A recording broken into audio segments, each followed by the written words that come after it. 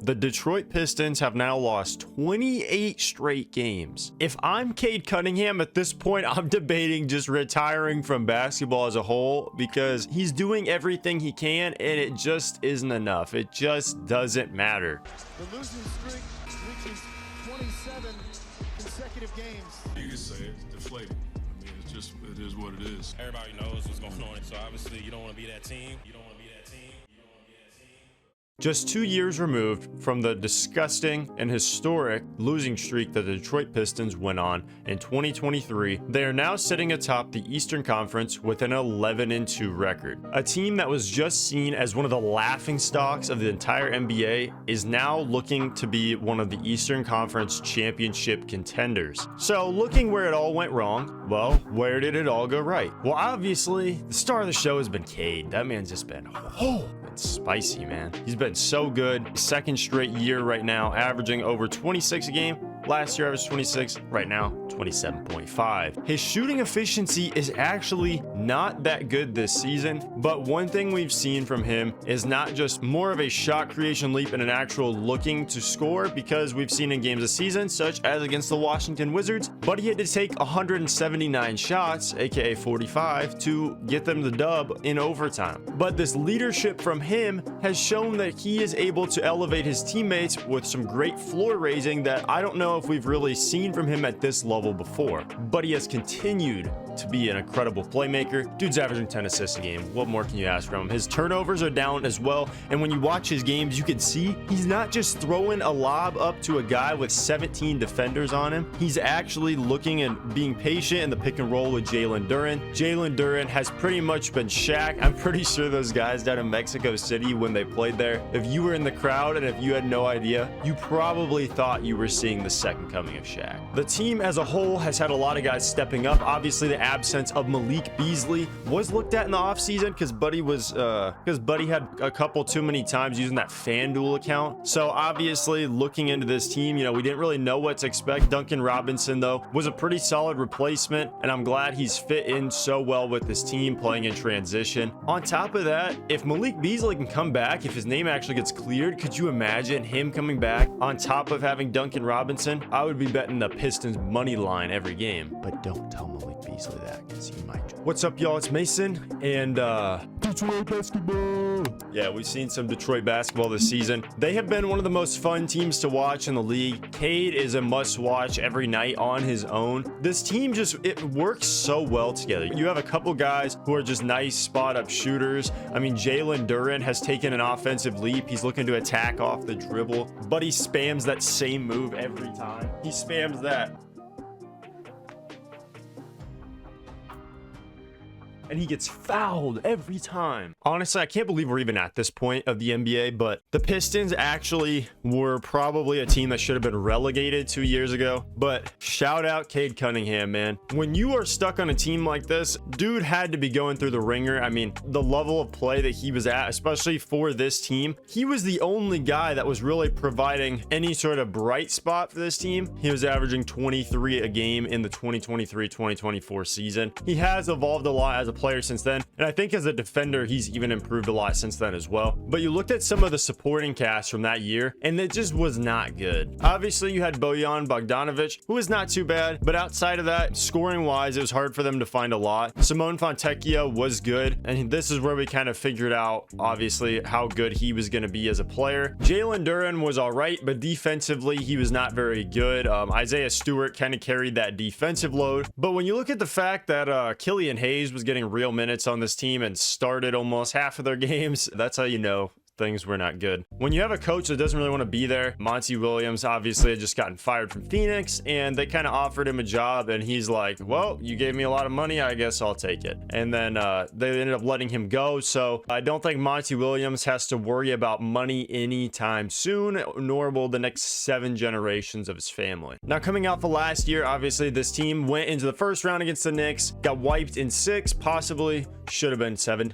Don't make that joke. You know better. They possibly should have lost in 7 as Tim Hardaway Jr. was fouled in game 4 by Josh Hart. They didn't call it. Either way, it's cool because the Pistons are right back where they left off and actually playing better than ever. But this season, man, Cade has been special. Operating the pick and roll is his thing. He's such an incredible ball handler, decision maker, playmaker. This year has been the decision making peak of his career up to this point, and him and Jalen Duren have been such a dynamic duo. Cade obviously will see a lot of double teams in this play right here. Just coming off of a screen from Duren, you can see he gets doubled by Drummond and Oubre, hits him with a nice little hook pass, and yeah, Jalen Duren hits the and one layup. But this is one of my favorite things of his game right here. As you see, another play like this, you got Jalen Duren there, sets him a screen, kind of navigates around it, and he's so patient. Look at that, so smooth, gets past Kelly Oubre there, goes up with the left. Now obviously I'm not saying scoring on Andre Drummond is any metric of a great player, as that stat pouting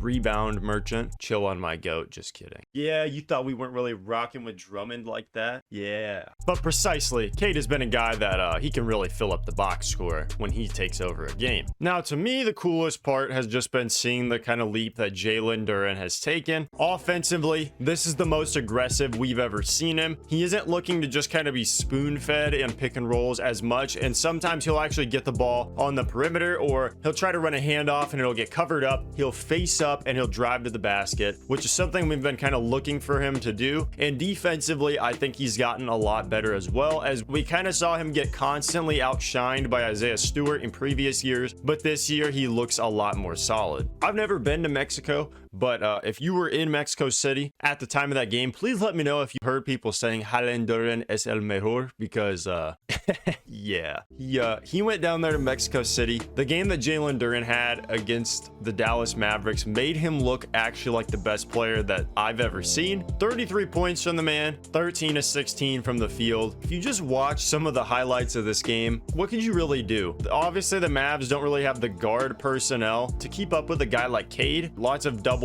and blitzes on him, and also Dwight Powell's center minutes was the common denominator here for Jalen Duren to kind of explode this game. I think Cade is probably feeling some relief though, not just Jalen Duren taking that offensive leap, as they have been together for pretty much their entire careers together. But outside of that, you look at a guy like Daniss Jenkins, who kind of just came out of nowhere being a G League guy. He comes in this year so far, he's averaging 10 points a game, 55% from three at the moment, which is just insane. And if it wasn't for him, that game against the Wizards that went to OT, they would not have been in the game. The guy had 24. He was really the offensive system outside of Cade Cunningham, and especially in the non-Cade minutes. He has been a guy that's been very reliable for them so far, and especially being that he's been able to initiate some plays and especially attack off the dribble to get those shooters such as a Duncan Robinson, or even like a Javonte Green, who's not going to be a consistent three-point shooter, but he's willing to take those looks sometimes. Now, for those of you who did not know, the Pistons, as of right now this season,